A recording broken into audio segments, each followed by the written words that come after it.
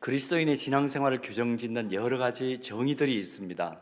그 중에 대표적인 우리 신앙생활을 규정하고 또 정의하는 말 가운데 이런 말을 합니다. 신앙생활은 하나님과 한 몸 되기를 추구하는 것이다. 그것이 신앙생활이다. 그렇게 정의하기도 합니다. 근데 대표적인 정의 중에 하나가 이렇습니다. 하나님과 한 몸 되기를 추구하는 것이 신앙생활이다. 참 의미 있는 정의죠. 하나님과의 친밀한 교제를 추구하고 지속적으로 더 긴밀하게 그 관계를 유지하는 것, 그거 신앙생활입니다. 그런데 신앙생활을 이렇게 규정할 때 우리 마음속에 질문이 생깁니다. 그렇다면 어떻게 해야 하나님과 한 몸 되는 거룩한 역사가 계속해서 내 삶 속에 일어날 수 있을까 하는 질문입니다. 어떤 방법을 통해서 하나님과 한 몸 되는 거룩한 은혜의 역사가 계속해서 일어날 수 있을까요? 방법은 이것입니다. 바로 하나님을 향해 기도하는 것이에요. 예수님의 이름으로 늘 기도하는 그런 거룩한 습관을 가지면 전능하신 하나님 안에 내가 거하고 하나님께서 내 안에 거하시는 놀라운 기적과 같은 은혜의 역사가 일어납니다. 믿습니까? 예수님이 이 모든 일의 모범 답안이시죠. 하나님을 향해 기도하면 실제로 나의 삶에 하나님의 복이 임하는 역사가 일어납니다. 그러나 기도를 멈추면 하나님이 주시는 복과 은혜가 메마르고 내 영혼도 푸석푸석하게 변질될 수밖에 없습니다. 그래서 사도 바울은 에베소서 6장 18절에서 진지하고 깊이 있게 신앙생활을 해나가는 믿음의 사람들에게 이렇게 권면합니다. 우리 함께 봉독할까요? 모든 기도와 간구를 하되 항상 성령 안에서 기도하고 이를 위하여 깨어 구하기를 항상 힘쓰며 여러 성도를 위하여 구하라. 이 바울의 권면이 정말 생생하게 오늘 우리 심령의 마음판에 새겨지기를 소원합니다. 결국 기도하면 우리의 신앙생활은 살고 생기가 넘치지만 기도하지 않으면 무기력해지고 결국 우리 영혼의 호흡은 끊어진다. 그 사실을 사도 바울은 강조해서 우리에게 밝혀줍니다. 오늘 본문은 일상을 살아가면서 하나님이 주시는 복과 하나님만이 공급해 주실 수 있는 은혜를 계속 유지할 수 있는 가장 실제적인 방법, 기도라고 했습니다. 그 기도의 중요성을 보여주는 말씀입니다. 본문 2절 다시 한번 봅니다. 그의 귀를 내게 기울이셨으므로. 자, 우리 한번 고백해 볼까요? 그 다음에 내가 평생에 기도하리로다. 내가 평생에 기도하리로다.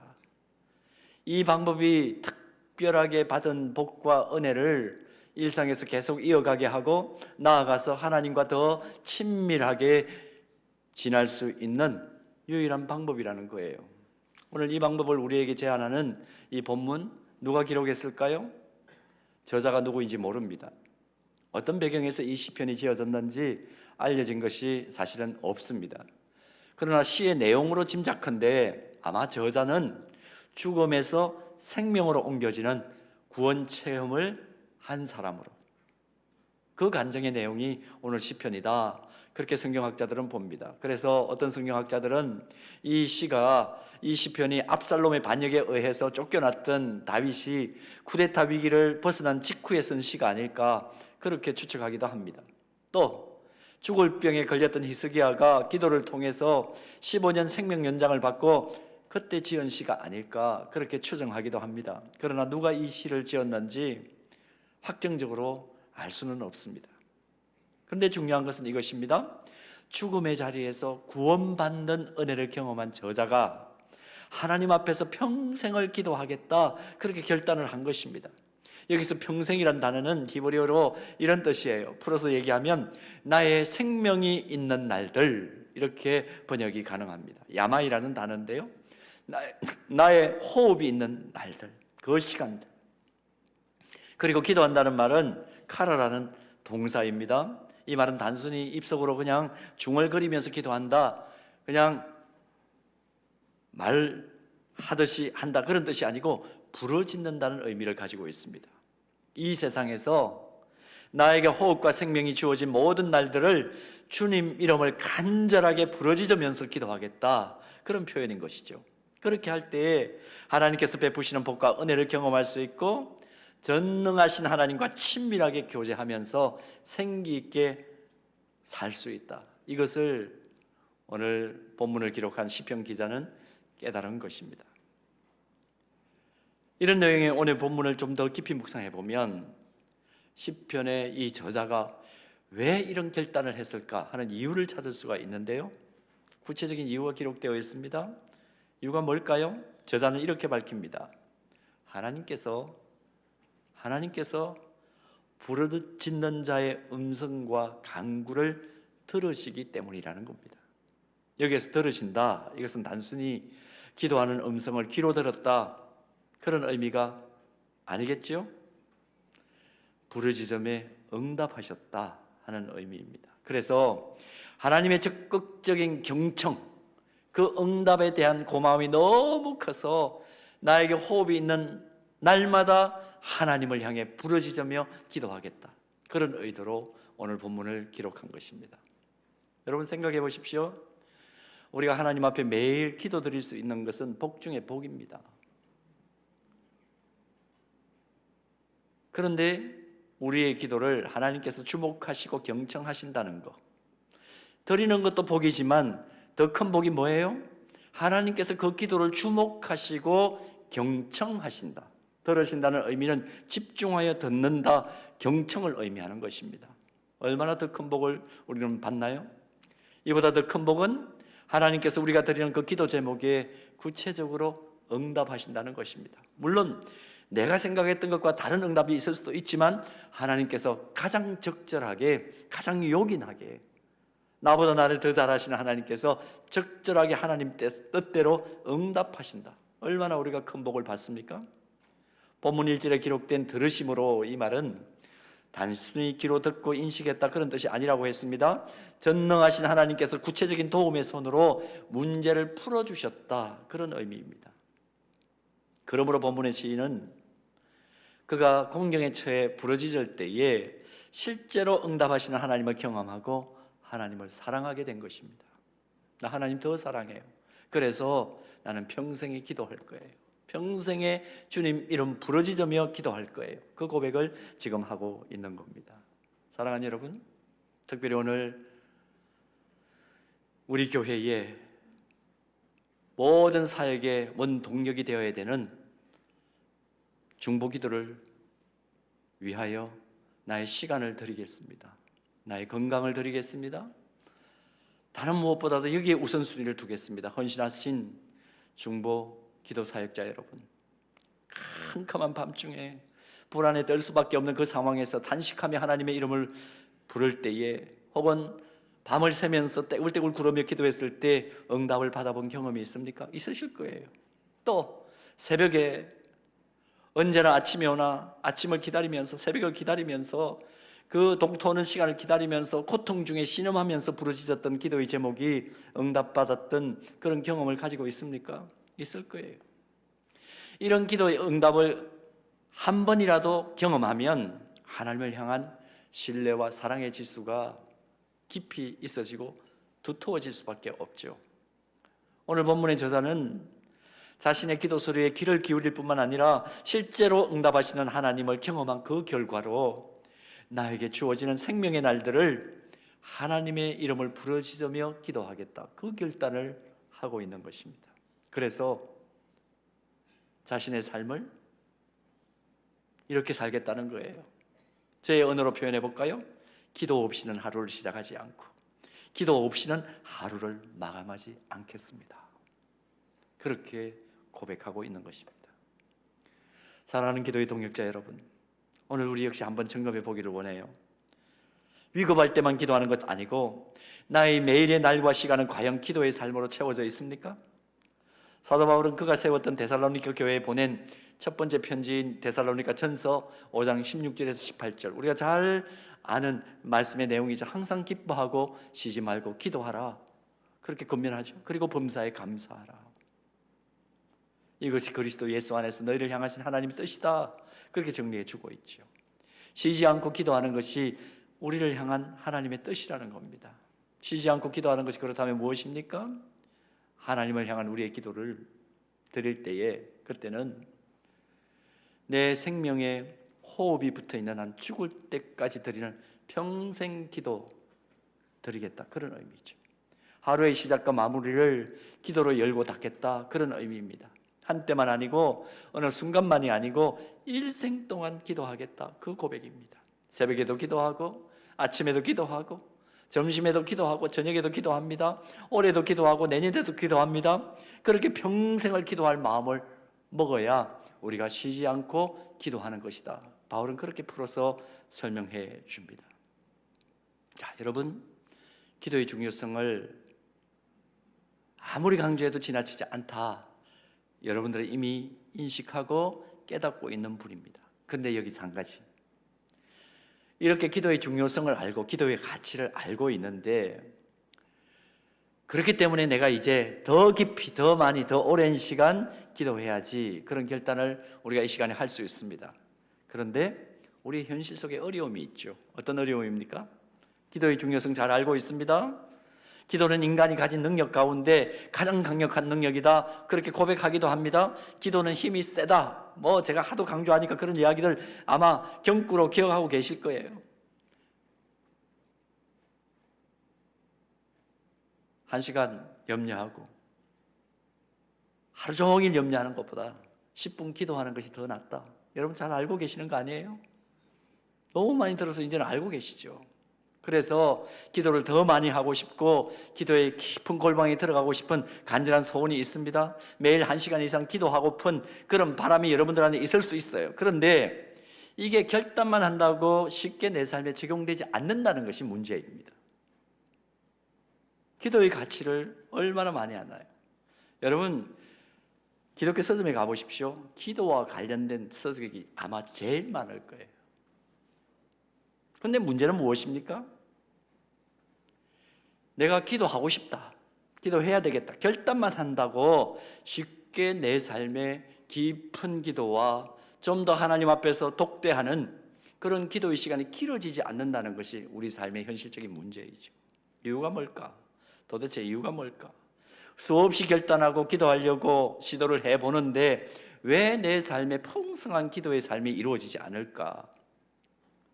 이유는 이것입니다. 혼자 하기 때문에 그래요. 여러분, 혼자 하면요 쓰러집니다. 쉽게 쓰러집니다. 혼자서 하면 매일 기도하기가 쉽지 않을 뿐더러 오래 기도하기란 더더군다나 힘듭니다. 기도의 깊은 세계를 경험한 귀한 분들이 혼자서 하나님 앞에 홀로 독대하면서 나는 3일 밤을 마치 1시간 지난 것처럼 기도했다, 그런 이야기들, 간증들을 많이 듣지만 나는 그렇게 하고 싶은데 그렇게 안 되죠. 근데 실질적으로 혼자서 하는 기도는 정말 어렵습니다. 그래서 뭐가 필요하냐 하면 같이 기도해야 합니다. 동역자들과 함께 기도하는 것입니다. 기도의 동지가 필요해요. 왜 중보기도단 발대식을 의도적으로 하느냐? 함께 기도하는 그 위력을 경험하고 함께 기도함으로 기도의 깊은 세계를 더 효과적으로 경험한다는 것을 우리가 실제적으로 경험하기 위하여 중보기도단을 모으고 함께 발대식을 하고 실제적으로 중보기도를 이어가는 것입니다. 저는 대학 1학년 때 이 원리를 깨달았어요. 대학교 학부를 다닐 때 1학년 때에 우리가 일명 기도의 3겹줄 원리라 그러는데요, 함께 기도하는 위력을 깨달았어요. 이것이 저로 하여금 깊이 있게 기도하게 만드는 아주 중요한 원리로구나 하는 것을 깨달았습니다. 대학 1학년 서울에 처음 올라와서 학교 기숙사 생활을 했습니다. 기숙사 생활을 하면서 아무래도 기숙사니까 마음대로 시간을 조절할 수 있죠. 그래도 좀 나름대로 제가 공부를 하려고 마음은 먹었던 것 같아요, 1학년 때부터. 그래서 매일 이제 도서관 늦게까지, 그 당시에는 매일 밤 10시에, 지금 24시간 하는 그런 영역도 있습니다만 매일 밤 10시에 도서관이 문을 닫았습니다. 그 문을 닫을 때까지 도서관에 있다가 결심을 했어요. 1학년 때부터 도서관 문을 닫으면 대강당 5층이었는데 대강당에서 기도하기로 마음을 먹었습니다. 그래서 매일 학교 대강당 강대상에서 무릎을 꿇고 도서관 마치고 한 10시 10분쯤 올라가서 기도를 했습니다. 그런데요, 혼자서 하니까 이게 5분, 10분, 15분을 넘기기가 쉽지가 않더라고요. 10분, 15분 이걸 넘기기가 쉽지 않아요. 1학년 시절에 한 몇 개월을 그렇게 보냈습니다. 그래도 뭐 나름대로 끈기가 좀 있는 편이니까 여러분 그렇게 보이지 않습니까? 제가 좀 나름 좀 끈질긴 면이 좀 있거든요. 그래서 길게는 못 하는데 하여튼 10시 도서관 문을 닫으면 어쨌든 대강당 가서 강대상 앞에 엎드려 가지고 기도를 합니다. 근데 기도가 잘 안 돼요. 길게는 못 하겠더라고요. 하여튼 그래도 불구하고 놓치지는 않았습니다. 매일. 근데 그때 기도하러 가면 제가 이제 정해놓은 그 자리에서부터 반대쪽, 강대상 반대쪽에 저는 왼쪽에서 기도를 했고 그분은 오른쪽에서 기도를 했는데 오른쪽에서 매일 기도하던 선배님 한 분이 계셨어요. 근데 우리가 옛날에는 사당동에서 기숙사에서 있을 때에 신학대학원생들하고 같이 있었습니다. 그때 양지 캠퍼스가 아직까지 확실하게 개발되지 않았던 때였기 때문에 신학대학원생 선배님께서 저하고 반대편에 엎드려서 항상 기도를 하셨어요. 이분이 이제 제가 매일 기도하러 올라오는 것을 이제 알고 계셨는데요. 저 친구가 매일 기도하러 오기는 오는데 10분, 15분을 못 넘기는구나. 그렇게 아마 영적으로 분별이 되셨던 것 같아요. 좀 안쓰러운 마음이 생겼던 것 같죠? 하루는 제가 그래서 또 그날도 하나님 안녕하세요, 안녕히 계세요. 그러고 이제 나가려고 하는데 저를 불러 세우더라고요. 이제 뭐 한 몇 개월 지나니까 이름을 아니까 야 이상화 그러면서 저를 불러 세우더라고요. 기도하시다가 제가 일어나는 기척이 이렇게 나니까 그래서 저한테 이런 얘기를 해요. 불러가지고 하는 얘기가 너 매일 기도하러 오는 것 같은데 깊은 기도하기 힘들지? 이렇게 물으시더라고요. 깊은 기도하기 힘들지? 그러면서 또 말을 이어가는데 이렇게 말합니다. 깊은 기도는 절대 시간이 필요한데 그러면서 말끝을 흐리세요. 근데 이분도 좀 주저를 하셨던 것 같아요. 이 친구에게 이 얘기를 해도 이 친구가 들을까 하면 고민을 하셨던 것 같아요. 너 매일 밤 나와 함께 기도해 볼래? 이렇게 제안을 하셨어요. 대학 1학년 시절 제 인생에서는 제일 힘든 시기였습니다. 왜냐하면 서울 올라오니까 뭐 어디 기댈 곳이 없더라고요. 같은 옷만 한 학기 내내 입고 다녔으니까 여러분 상상을 해보십시오. 몸무게는 54kg. 아무도 안 놀라시는군요. 정말 어디에 기댈 곳이 없는 뭐 변변한 것이 뭐 준비되지 않은 어떻게 보면 참 학교를 다니는 것 자체만으로도 감사해야 되는 그런 상황이었습니다. 그래서 기도해야 되겠다는 생각을 했지만 깊은 기도를 못하는 그 상황. 선배의 제안을 받았습니다. 그리고 제가 결심을 했어요. 함께 기도하기를 시작했습니다. 그러는 과정 속에서 기도의 깊이를 깨달았어요. 기도의 깊이를. 오래 기도하는 방법을 배웠습니다. 지금 우리가 손가락 기도를 하죠. 그게 그때부터 미리 제 마음속에 들어와 있었던 기도예요. 방법이에요. 때때로 선배가 사정이 있어가지고 함께 기도하지 못하는 그런 상황 속에서도 어느 순간 제가 혼자서도 오래 기도하고 있다는 것을 발견을 했습니다. 어쩌면 저는 그렇게 고백할 수 있어요. 그 기도의 방법이 저를 살렸어요. 만약에 그 선배님께서 저에게 그런 제안을 해주지 않으시고 저의 기도를 도와주지 않으셨다면 아마 저의 영적인 상태는 굉장히 메마르고 건조하고 아주 그냥 논리적으로만 발전을 했을 겁니다. 함께 기도하는 것, 기도의 동력자가 있다면 훨씬 더 깊이 더 오래 기도할 수 있습니다. 기도의 절대 시간을 바칠 수 있어요. 오늘 혹시 중보기도단 발대식을 하는데 나도 그렇다면 기도의 동력자들을 만나서 같이 좀 기도할까? 아직 중보기도단 신청 안 하신 분들 가운데 그런 마음이 있으십니까? 임정선 목사님 지금 신청해도 받아줍니까? 잘 생각해 보세요. 매일 1시간 이상씩 기도하는 동력자들이 함께 있는 중보기도단을 선택했다. 이거는 영적인 깊은 세계를 경험하는 완전히 문 안으로 들어선 거예요. 이미 그 은혜를 경험하고 있는 많은 분들이 있다는 것을 저는 알고 있습니다. 지금 벌써 51기니까 우리가 50년을 그렇게 해왔다는 것이니까 50년 그런 별거 아닌 것 같지만 반백년을 우리 교회가 그렇게 해온 거예요. 그 가운데 얼마나 기도의 용장들이 많이 생겼을까요? 그런 분들 이미 또 계신 것이죠. 여러분, 기도의 동력자들과 일평생 내가 기도하겠다. 그것은 한평생을 사는 중에 내가 한 일 중에 가장 잘한 일을 한 것이다. 그렇게 표현해도 틀린 이야기가 아닙니다.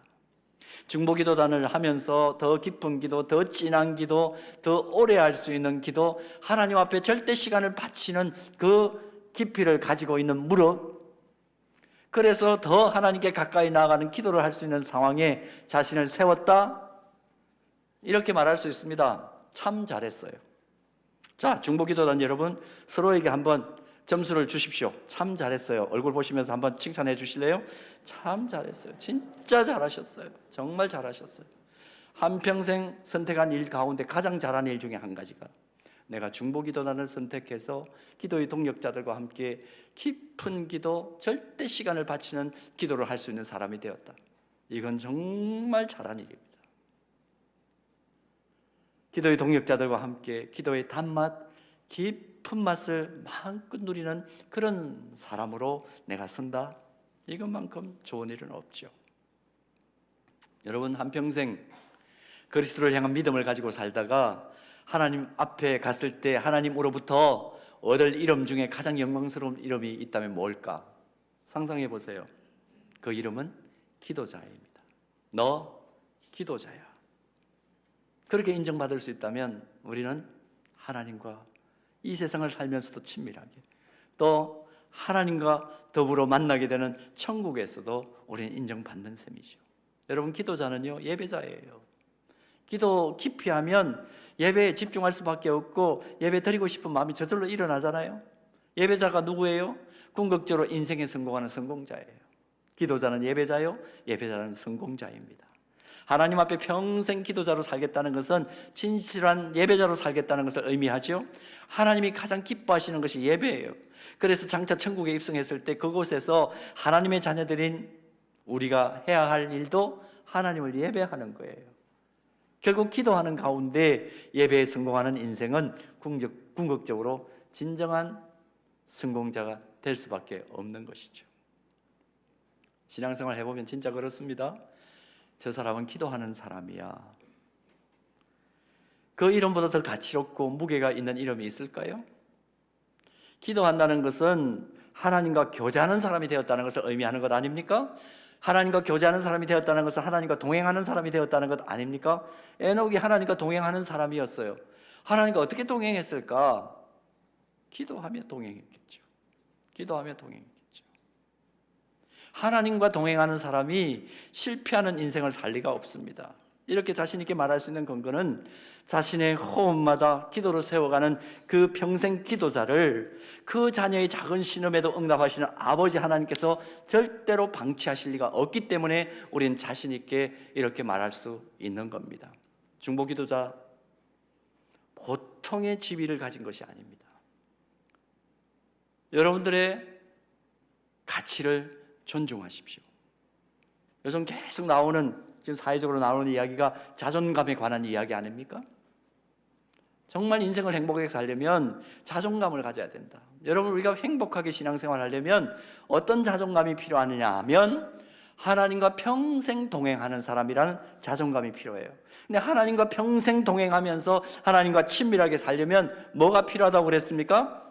평생 기도하는 거예요. 중보기도단에 내가 들어와서 중보기도 사역을 한다? 하나님과 평생 친밀하게 교제하며 동행하며 살겠다는 몸짓 아닙니까? 그러니 자존감을 가지셔도 좋아요. 자존감을 또 가지셔야 합니다. 성경을 보세요. 성경 속의 모든 위대한 인물들 모두 기도자입니다. 아브라함의 인생, 믿음의 사람, 믿음의 조상, 우리가 이렇게 부르지만 아브라함, 믿음의 조상 아브라함의 인생을 보십시오.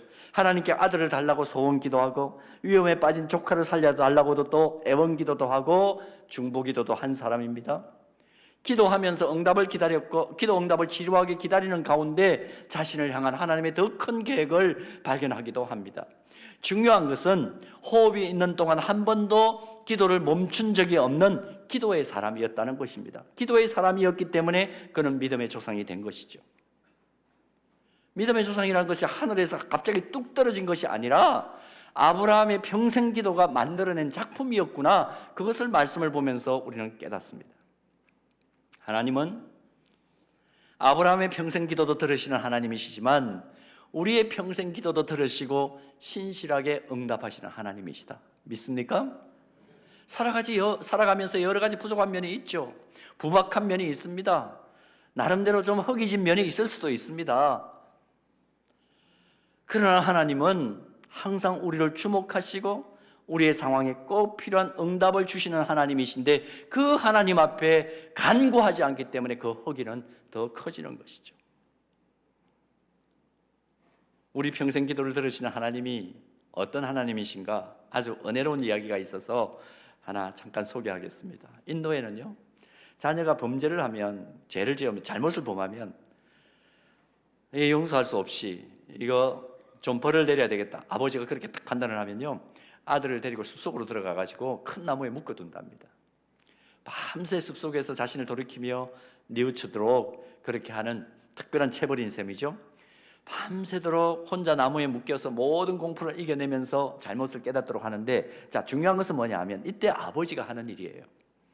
밤새 뜬 눈으로 활이나 칼을 들고 숨어서 아들에게서 잠시도 눈을 떼지 않고 지켜보는 것이 아버지의 사명이래요. 밤새도록 아들이 벌을 받고 있지만 사실 아버지도 함께 벌을 받는 것입니다. 여러분, 위기를 당하셨습니까? 오늘 우리의 아버지 하나님께서 함께 그 위기 속에 동참하고 계시다는 것을 알고 계십니까? 그러므로 하나님 아버지라고 부르짖기 시작할 때 이미 하나님의 역사는 시작된다는 것을 믿으시는 중보기도자 여러분, 또 서연의 온 가족들 되기를 주님의 이름으로 축복합니다. 나의 등 뒤에서 나를 도우시는 주, 때때로 뒤돌아보면 여전히 계신 주, 우린 그렇게 찬양합니다. 보이지 않는다고 계시지 않는 하나님이 아니라는 겁니다. 그렇기 때문에 우리는 기도하는 것이죠. 우리 등 뒤에 숨어 계시지만 우리가 돌아보면 여전히 계시고 우리에게서 잠시도 눈을 떼지 못하고 나를 지키시는 하나님, 그 하나님 앞에 한 해 동안 우리 입을 열어 부르짖을 수 있는 기도의 사람 되기를 축복합니다. 어떤 신학자가 이런 얘기를 합니다. 하나님을 이렇게 규정을 했어요. 없이 계시는 하나님. 굉장히 역설적인 표현입니다. 없이 계시는 하나님. 하나님은 보이지 않게 없는 듯이 계시다는 말입니다. 하나님이 어디 계시냐? 그렇게 묻는 것은 솔직하게, 이거 제 표현은 아니고 제 설명은 아니고 맥스 루카이도라는 분이 하나님에 대해서 이렇게 설명을 하더라고요. 하나님이 어디 계시냐? 그렇게 묻는 것은 물고기가 물이 어디 있지? 라고 묻는 것과 똑같아. 물고기가 물 안에 있으면서 물을 의식을 못해요. 물이 어디 있지? 여러분, 우리가 하루를 살아도요, 이 세계는 누가 나와 함께 임마누엘로 계신 겁니까? 하나님께서 임마누엘로 계신다. 우리가 이거 인식하면서 살 때에 우리의 영적인 차원은 더 높아질 수 있는 것이죠. 때때로 하나님은 우리 인생길 속에서 숨어 계시는 것처럼 보이지만 하나님의 주권적 활동은 결코 쉼이 없다. 우리 그 사실을 믿으면서 기도 생활을, 신앙 생활을 이어가게 되기를 소망합니다. 하나님이 없다고 스스로 판단하고 기도를 쉬는 그리스도인들에게 하나님은 숨어 계세요. 그러나 하나님은 여전히 지금도 우리를 위하여 일하고 계신다. 이 놀라운 진리. 기도를 바치고 드린다는 것은 이 숨어 계신 하나님을 알아차리고 산다는 것을 의미해요. 중보기도단으로 내가 헌신하겠습니다. 이미 그때에 중보기도단 헌신하신 분들은 자존감을 가지세요. 하나님은 내 눈에 보이지 않지만 살아 계셔. 그것을 인정하는 행동이 여러분 중보기도단에 들어가신 여러분들의 위치입니다. 대단하시죠? 대단한 거죠. 내가 정말 평생에 여러 가지 잘한 일들 몇 가지 있지만 중보기도단 들어간 일이 진짜 잘한 일이로구나. 제가 지금 목소리가 나오지 않으면서도 이렇게 지금 얘기를 하는데 아직까지도 못 믿어가지고 미심쩍어 하는 분들 계신 것 같은데 믿으셔야 돼요. 여러분, 중보기도단 다른 여러분들께 다시 한번 말씀드립니다. 내가 1년 동안 하루에 1시간씩 기도를 바치고 드리겠습니다. 그 각오를 하고 중보기도단에 들어가신 것은요, 숨어 계신 하나님을 나는 살아계신 하나님으로 인정한다는 위대한 행동을 하신 것입니다. 얼마나 대단한 일을 하신 거예요. 다시 한번 중보기도단 단원들에게, 동역자들에게 한번 인정해 드릴까요? 대단한 일을 하셨습니다. 대단한 일을 하셨습니다. 정말 큰 일을 하신 거예요. 혹시 나는 중보기도단 아니기 때문에 누가 아무도 인사 안 해주더라, 섭섭한 마음 가지고 계세요? 지금이라도 들어가세요. 지금이라도 하세요. 지금이라도. 늦지 않았어요. 지금이라도 이 위대한 일에 동참하시기를 바랍니다. 우리는 지금 위대한 일을 시작한 것입니다. 평생 기도의 사람이 된다는 것은 평생 하나님의 동행하심을 보장받는다는 것을 의미하는 것이에요. 평생 신실하신 하나님의 응답을 약속받는다는 것을 의미하는 것이 평생 기도하겠다는 결단입니다. 평생 기도의 사람 된다는 것, 복의 근원이신 영원하신 하나님의 약속하신 복을 누릴 수 있는 세계로 들어간다는 것이고, 결국은 영원한 승리의 사람으로 영원한 성공자가 된다는 것을 의미합니다. 오늘 중보기도단 발대식부터 시작해서 1년 동안 또 신실하게 여러분들의 자리를 지킬 때에 하나님께서 그래 너는 성공자야 인정해 주시는 하나님의 음성이 여러분들 귀에 들리기를 축복합니다. 또 이 귀한 중보기도단의 기도 때문에 우리 귀한 서영 공동체에 속해 있는 우리 영적인 가족들이 생기를 얻고 새 힘을 얻고 살맛을 느끼면서 정말 행복한 신앙생활을 할 수 있는 에너지를 공급해 주시는 중보기도단 되기를 축복합니다. 중보기도단의 사명과 위치와 그 존재 가치를 알았기 때문에 미처 내가 신청을 못했는데 지금이라도 해야 되겠다 하는 분들, 예배 마치고 나가시면서 여러분 오늘 선사하신 김 권사님께 조용히 찾아가서 나도 하면 안 돼, 그렇게 말씀하시기를 바랍니다. 여러분, 기도의 진자리 마른 자리 가리지 않고 기도할 수 있는 힘과 기회가 주어질 때마다 집중력 있게 기도하는 기도의 사람 될 때에 하나님께서 보이지 않으시는 하나님께서 정확하게 나타나셔서 나에게 말씀해 주시고 응답해 주시고 인도해 주시는 놀라운 역사를 한 해 동안 경험하게 되기를 주님의 이름으로 축원합니다. 시작하셨으니까 여러분들의 초심이 진심이 되고 그 진심이 열심으로 이어지고 나중에 뒷심까지 발휘하는 놀라운 은혜의 시간들을 경험하게 되기를 축복합니다. 여러분들 때문에, 중보기도단 때문에 우리 교회가 60주년을 맞이해서 어제보다 오늘이, 오늘보다 미래가 더 나은 교회가 될 줄로 믿고, 또 소속된 우리 서연의 영적인 피부치들이 새롭게 살아갈 힘을 얻게 되는 놀라운 역사가 날마다 일어나게 되기를 주님의 이름으로 축원합니다.